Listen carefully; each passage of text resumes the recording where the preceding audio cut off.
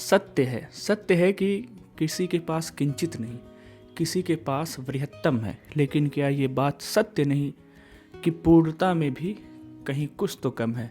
या यूँ कहें कि प्रारब्ध नहीं इतना दारूण है, जो है जहाँ है वो वहाँ अपने आप में संपूर्ण है। आज बात है दोस्तों परफेक्शन को लेकर। मेरा नाम है सौरभ शुक्ला और आप देख रहे हैं मेरा यूट्यूब चैनल युगमेनिया। परफेक्शन मतलब आइडियल फेज 100% जो होता है उसको लेकर बातें हैं आज। ऊपर जो 4 पंक्तियाँ थीं उनका अर्थ यही है कि कुछ चीज़ें होती हैं जो संपूर्ण नहीं होती। हम ऐसा मानते हैं कि कोई चीज़ परफेक्ट नहीं होती 100%, लेकिन एक पक्ष इस तरह से भी देख सकते हैं कि जो चीज़ अपने स्थान पर परफेक्ट हो सकती है, कोई चीज़ जहाँ पर है या जहाँ पर मैं हूँ, मैं अपनी जगह पे 100% हूँ, आप जहाँ पर हैं आप अपनी जगह पर 100% हैं। तो ऐसा कह सकते हैं कि हम या तो परफेक्ट हैं या फिर इम्परफेक्ट हैं। पर मेरे ख्याल से कि 100% अगर कोई चीज़ होता है अपनी जगह पर, अगर ऊपर वाले ने किसी को कष्ट दिया है या किसी को सुख दिया है तो वो उसके लिए है, उसके लिए परफेक्ट है।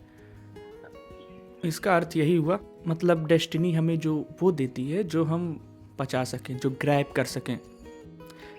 इसको एक उदाहरण से समझते हैं कि जैसे कोई रोड पर, कोई अदरवाइज मत लीजिएगा इसको, कोई रोड पर अगर कोई मांगने वाला है तो अगर हम उसको कुछ दिनों के लिए या फिर यूँ कहें कि उसे एसडीएम या डीएम की कुर्सी पर बैठा दें, ऐसे ही मत बैठाएं, उसे बैठा दें, अगल बगल उनके आईएएस या पीसीएस के अधिकारी काम करने के लिए लगा दें कि तुम बस बैठे रहो, साइन करना, देख रेख करना और कुछ नहीं करना तुमको, सारे कार्यभार या काम जो है प्रैक्टिकली ये देखेंगे, आप केवल साइन करिएगा।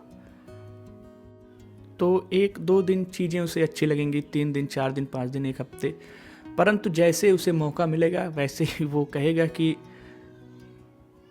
मेरा कटोरा किधर है, लाओ मुझे वो जाना है। तो उसके लिए कितना भी कर लीजिए वो वही करेगा जो उसके लिए परफेक्ट होगा। इसी तरह अगर अमीर है कोई, बहुत ज़्यादा पैसे वाला है, तो उसे गांव की आबो हवा बर्दाश्त नहीं होती, खुली स्वच्छ वायु उन्हें हमेशा, प्रदूषण जहाँ पोल्यूशन बिल्कुल पीक पर रहे, वो चीज़ें चाहिए रहती हैं। तो मेरे अनुभव ने, मेरे विचार से ये चीज़ें कि जो जहाँ है वो परफेक्ट है, अपने हिसाब से 100% है। कहीं कुछ मेरे हिसाब से या आपके हिसाब से कोई तीसरा व्यक्ति हो सकता है पूर्ण ना हो, आइडियल ना हो, पर वो अपने हिसाब से है, हमें उसमें कुछ कमी दिखेगी या कुछ चीज़ें ज़्यादा भी होंगी तो भी परफेक्ट नहीं होगा, क्योंकि 100% ही परफेक्शन होता है। तो अगर 100 से 2-3% ज़्यादा तो नहीं, 99 हो गया तो भी नहीं। तो डेस्टिनी देती है जो जितना झेल सके या जो जिसे डिजर्व करता है।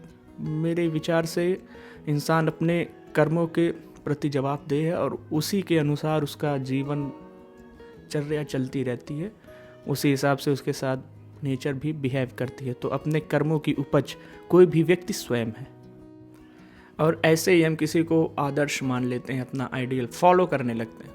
तो गुरु तो अलग चीज़ है, गुरु को हमेशा नमन है, लेकिन जब हम किसी को आदर्श मानते हैं, किसी की तरह बनने की कोशिश करते हैं, क्यों करते हैं? मैंने उस पर कुछ लाइनें लिखी हैं कि मेरी शक्ल नहीं मिलती किसी से, मेरी अकल नहीं मिलती किसी से, मेरी शक्ल नहीं मिलती किसी से, मेरी अकल नहीं मिलती किसी से, मेरे नयन भिन्न, मेरे अधर विभिन्न, मेरी चाल अलग, मेरी ढाल अलग, मेरी टोन अलग, मेरी आवाज़ अलग, मेरी सूरत अलग, मेरी सीरत अलग, मेरा ढांचा अलग, मेरा सांचा अलग, मेरी सोच अलग, अप्रोच अलग, मेरी चॉइस अलग, मेरी ख्वाहिश अलग, मेरी समय अलग, मेरी पैदाइश अलग। तो सब कुछ अलग है, अलग समय में पैदा। तो हम किसी को क्यों फॉलो करें, किसी की तरफ बनने की कोशिश क्यों करें? हम अपना बेस्ट वर्जन बने। मुझे तो ऐसा लगता है कि वही सबसे अच्छी चीज़ है जो आजकल के लोग फॉलो कर लेते हैं। किसी को भी 2-3 मोटिवेशनल लाइन सुनकर नहीं करना चाहिए, मेरे विचार से, मेरे या किसी के भी विचार से नहीं करना चाहिए। आप अलग हैं, आप अपना बेस्ट दें, अपना बेस्ट वर्जन बने। और चलते चलते फिर 4 पंक्तियाँ और कि अगर पार ब्रह्म परमेश्वर श्री कृष्ण आ जाएं कलयुग में और यूँ कहें कि न तुम धूल हो न तुम शूल हो, न तुम धूल हो न तुम शूल हो, न अनुकूल हो न ही प्रतिकूल हो, न पास हो न दूर हो, न मध्य हो न कूल हो, न घमंड में तुम चूर हो, मन में विश्वास रखो इतना कि बस मैं साथ हूँ और तुम पूर्ण हो। तो साथियों, ये थी आज की बात। अलग अलग सिचुएशन पे अलग अलग आइडियल फेजेस हो सकते हैं। जैसे किसी के लिए पैसा इम्पॉर्टेंट है, किसी के लिए हेल्थ, तो अपने अपने लिए वो उस चीज़ को पाने के लिए प्रयत्नरत रहता है। और इंसान को हमेशा ये सोचना चाहिए कि हाँ, वो पूर्ण है, अपने में अपना बेस्ट तलाश करे, किसी की तरह बनने की ज़रूरत नहीं है। बेसिक नॉलेज ले ले, और जो गुरु हैं उन्हें प्रणाम। उसके अलावा जो आजकल जिसके हम फॉलोअर बनते जा रहे हैं, जिन लोगों के, जिसको अभी की भाषा में छपरी सो कॉल्ड ये सब कहते हैं, तो देखिए, समझिए, आप स्वयं समझदार हैं, मेरी ऑडियंस इतनी समझदार है। चलते हैं दोस्तों, bye bye, take care, have a good day, जय हिंद।